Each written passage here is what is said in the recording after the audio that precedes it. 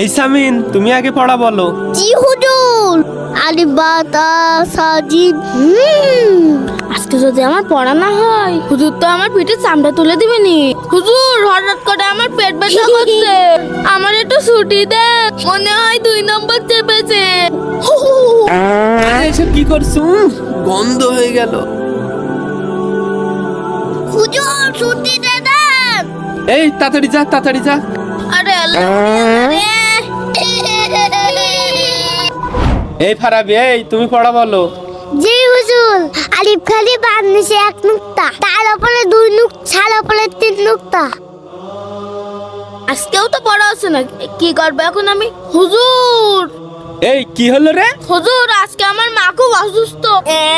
আমার মা আমাকে তাড়াতাড়ি ছুটি নিয়ে বাড়ি চলে যেতে কইছে। আচ্ছা ঠিক আছে, যা যা। আল্লাহ, আমার মাকে নিয়ে খুব মায়া করছে। কিরম মায়া করছে সে জানি। এরকে প্রতিদিন ছুটি লাগে না কি? এই সামিন, জি হুজুর। এই ফাঁকিবাজটা প্রতিদিন আমার কাছে বায়না করে ছুটি নেই। তুমি ওর পিছন পিছন যাবা, তুমি দেখবা সত্যি ওর মা অসুস্থ নাকি। জি হুজুর। আব্দুল রহমান ভাই সামিন, হুজুর আমাকেও তাড়াতাড়ি ছুটি দিয়ে দিল। আমি তো মনে করলাম তুই আমার মতো ফাঁকি দিয়ে ছুটি নিছিস।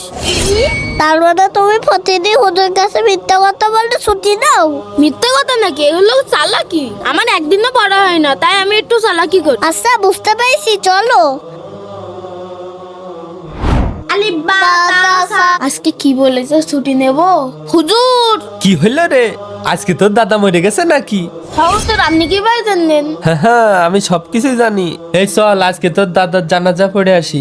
না হুজুর থাক। কেন তোর দাদার জানাজা করবো না? চল। আল্লাহ, হ্যাঁ হ্যাঁ যাও। এই চল, আয় আমার সাথে। আপনি এখানে?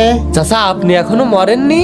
আস্তাগফিরুল্লাহ, আল্লাহ আমাকে এখনো বাঁচিয়ে রাখিছে, আমি মরে যাব কেন? হুজুর আজকে থাক হুজুর।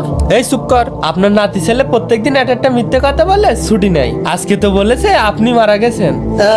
এই, দাদু, আমি তোমার কোরআন পড়া শিখবার জন্য পাঠাইছি। তুমি কোরআন শিখে একজন আলেম হবে, তুমি মিথ্যার আশ্রয় নিচ্ছ কেন? মিথ্যা বলা মহাপাপ। হ্যাঁ ঠিক বলেছেন। হুজুর আমার নাতিকে মাফ করে দেন।